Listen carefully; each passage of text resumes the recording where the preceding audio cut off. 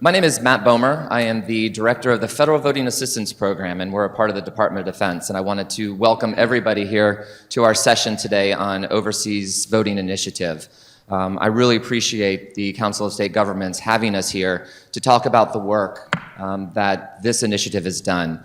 And it really takes the idea of bringing election officials together with the Council of State Governments and the Department of Defense to solve problems. And ultimately, our goal here today is to share with you some of that work. We got a chance to hear from the Secretary of State from Tennessee yesterday, and he gave us some great words in terms of his thoughts on military voting and some of the obstacles and challenges that not only do we all face, but Tennessee faces as well. So not only did we enjoy his welcome to the great state of Tennessee, but we certainly enjoyed hearing his perspective on military and overseas voting as well. We're also fortunate this morning to be joined by Secretary Merrill from the great state of Alabama, who is also a huge proponent of military and overseas voting. So we appreciate, sir, you joining us this morning. Most people, when they think about the Department of Defense, don't even equate the Department of Defense with voting, right? We know that this is an interaction between an individual and a state.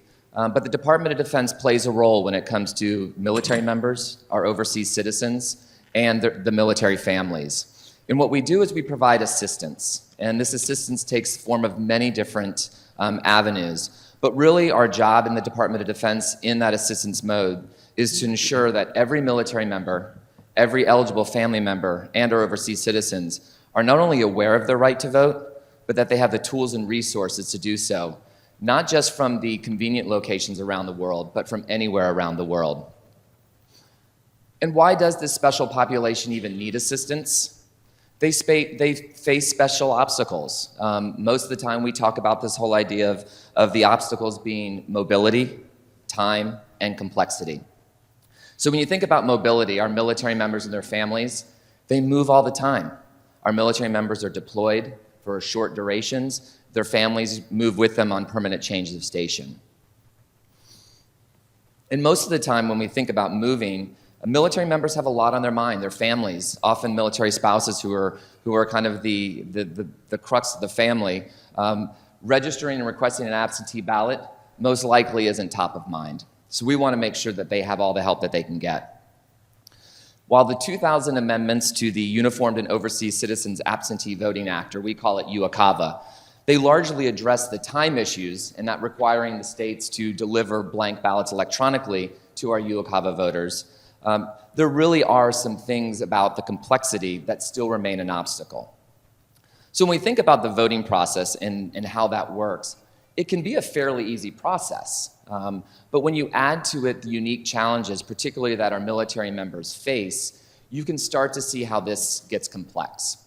So let's think about in terms of the military solution and what happens to our military members. You've got all sorts of different state rules that all our military members need to be aware of in terms of voting, since voting is done at the state level. When you think about the military, militaries are made up of units of men and women who serve in the armed forces. These units, you're going to have people from Alabama and Tennessee, Texas, Washington, California, and they live and work together.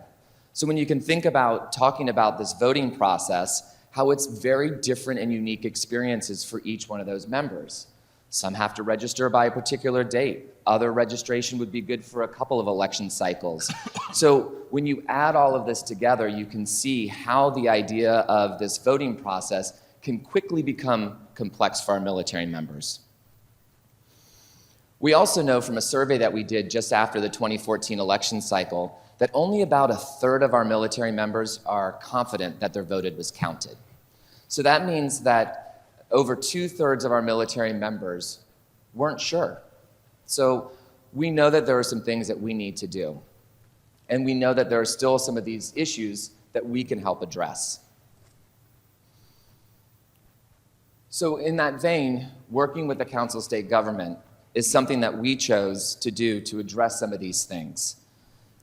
And that's why one of the reasons why we're so excited to work with CSG and so excited that we're able to form two particular working groups to address many of the issues that face our military members and our overseas citizens. One of the working groups is what we call the policy working group, and that's really the focus of this morning's session.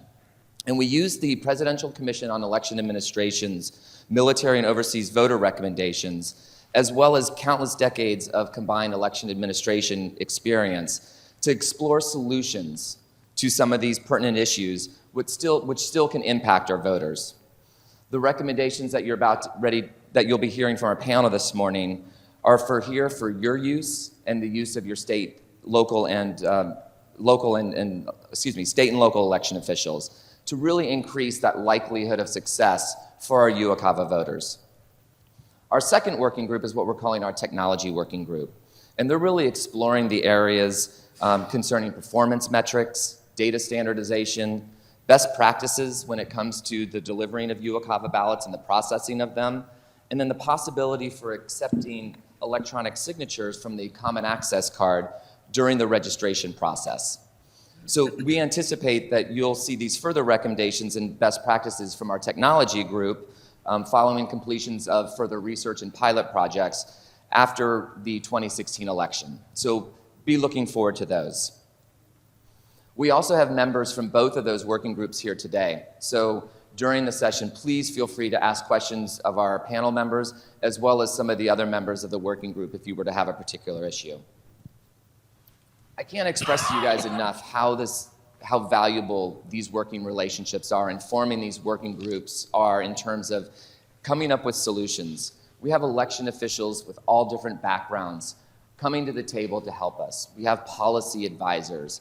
We had people from the federal government. We had the Election Assistance Commission, NIST, and then the Department of Defense, all working together to hear and to create solutions to some of the problems and some of the problems and some of the things that impact our military members. At the Federal Voting Assistance Program, we do a couple of different things in order to help with that assistance. So when you think about the Department of Defense and voting, what we want you to think about are the things that we do to help our voters. There are training classes available to our voters. There are also training classes available to our election officials. So a number of these resources that we do, we strongly encourage both our state and local election officials to take advantage of all the different resources that we provide at the Federal Voting Assistance Program, and you can find all of those resources at ffap.gov. We also wanted to take a look at some survey data and how the data that we do can actually increase our ability to take a look at problems and to find solutions. So some of the surveys that we're working on, we have an active duty survey. We also survey our local election officials, as well as our voting assistance officers, and those are the people in the military who help our military members and their families with this process of coming through the voting process. So we're trying to make those surveys better, to include our survey that we do with the Election Assistance Commission. And we've combined the surveys that we once were doing separately into one survey. And we're also forming a working group using our CSG relationship to actually even make that survey better. What we want to be able to do is to really take a look at all of these different initiatives, particularly the things that you're going to hear about today, and take a look at how these things impact different states, how you can take these recommendations back to your state and local election officials, how legislators can take a look at it. And I'm really proud to be able to present to you today the hard work of our policy group.